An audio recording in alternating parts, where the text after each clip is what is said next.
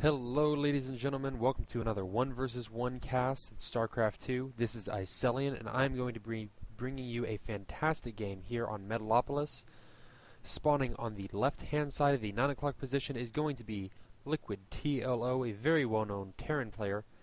Become a fan favorite very early in the beta. He actually was random back then, but he said he would hop between Zerg and Terran when possible. He said he never could get the hang of Protoss and he didn't really enjoy it. And he ended up deciding on Terran. He was his main was Zerg for a little bit, but it didn't last too terribly long, I think. He's been with Terran most of the time. A very innovative player, very ingenious player, has been performing some amazing stuff and some crazy builds and doing things you don't even know could be done. On the cross position here at the 3 o'clock is going to be AiHonor. AiHonor is not a terribly well-known player. He is, however, ranked 120 on the EU Grandmasters. He has a 262 win for a 215 loss ratio, brings him about 1554.93% win rate. I'm sure you could go into through 3 or 4 decimal places. We're not getting that specific. Nonetheless, he is an exceptional player. Anybody has to be able to make it to the Grand Masters in such a competitive ladder game. But TLO, known to be one of the best, consistently ranked top 20 Grand Masters Europe, and when he returned from a brief little injury stint recently, he was saying that he wants to make #1.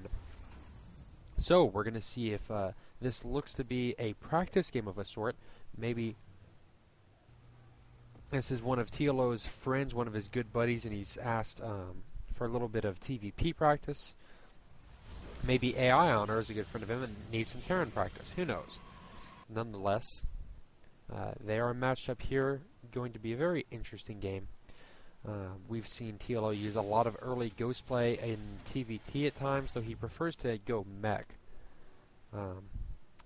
Nonetheless, he is very flexible. You never really know what he's thinking, what he's going to come up with. Both players opening up very standard here. First Marine coming out, going to be sniping down the scouting probe. He'll see that there is just one gas. Possible little 2 racks pressure, but likely not. TLO going to see nothing out of the ordinary. Just a gateway, cyber core, probes coming out.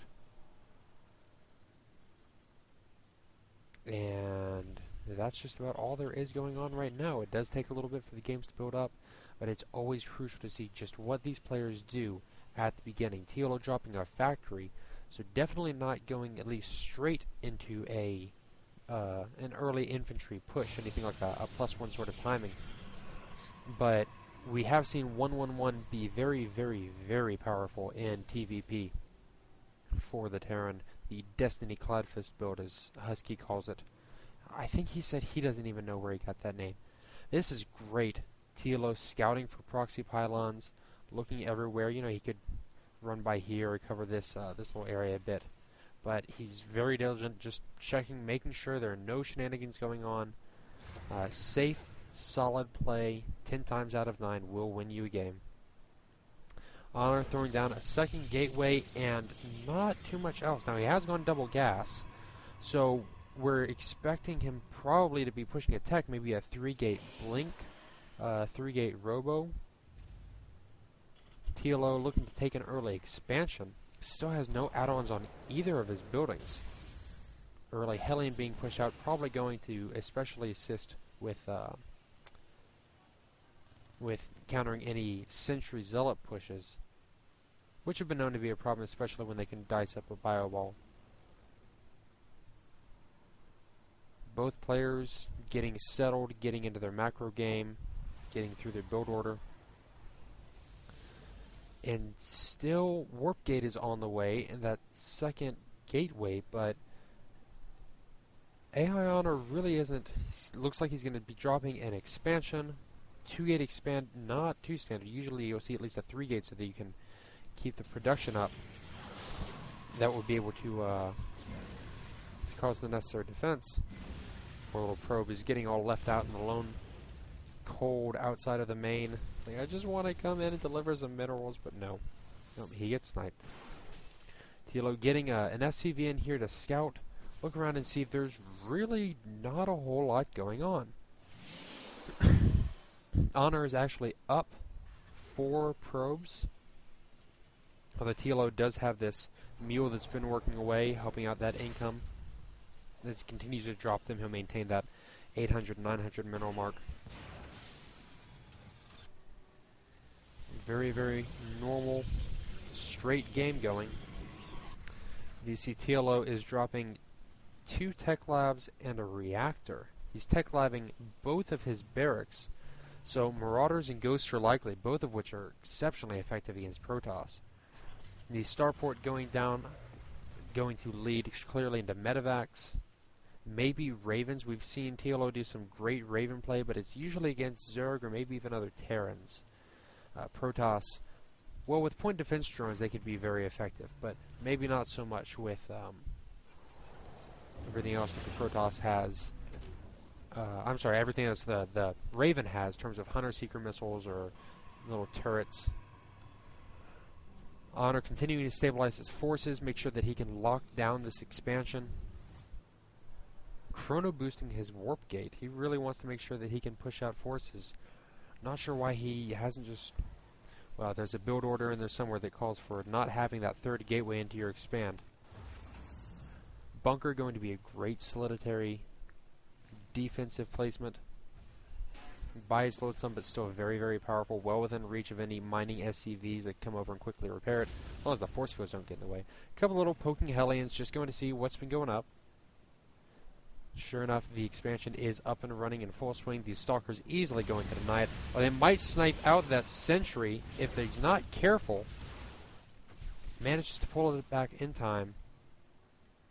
All the Hellions escape, scathed but still alive. Stem just finishing past its halfway mark. TLO has 4 Marauders out along with his 8 Marines. Definitely going to be pushing more of a bio ball build.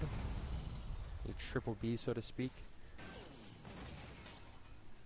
Medevacs on the way to support that. The M&M trademark since early beta.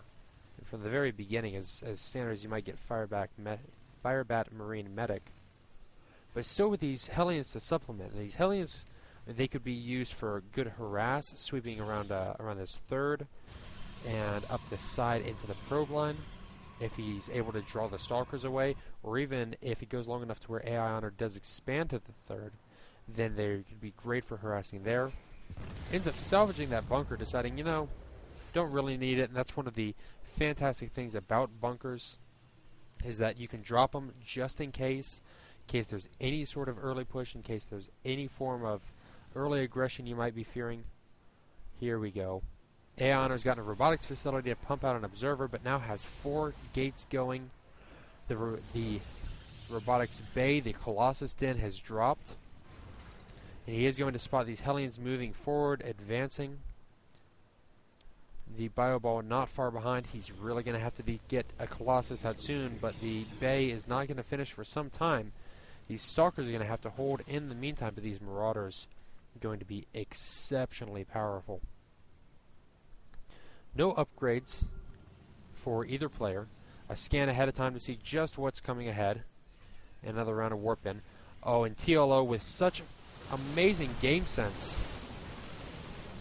Already getting out 2 Vikings just to prevent that early Colossus. Now some great force fields here, reducing the amount of damage that TLO can do, while at the same time allowing AiHonor to pick his fights. These medevacs giving spots to the high ground, allowing the Marauders to shoot up at the reinforcements. AiHonor having to pull back, but then getting trapped, or trapping TLO with some force fields. Fantastic play going on both players. Exceptional medevac micro, and here we see Vikings already in place. They're not going to be used for a little bit, but the first Colossus is on the way. Thermal Lance is not being done. Probes are pulled off of the line as only Marauders, no more Marines remain. Only Marauders here, but they do have the concussive shell, which is going to minimize the damage from the Stalkers, or from the Zealots, allow them to be cut a little bit, and they are being picked up very slowly, microback very heavily. You can see TLO's APM spiking up to 300, 350. as he tries to control each individual action. The probes getting pulled off the line, not so big a deal. Both harvester counts are still fairly high, 48 to 43. TLO seem to forget about this Marauder and Medevac. He might pick up. Oh, he gets one more Stalker. About an equal trade on both ends. I mean, the unit loss in resources is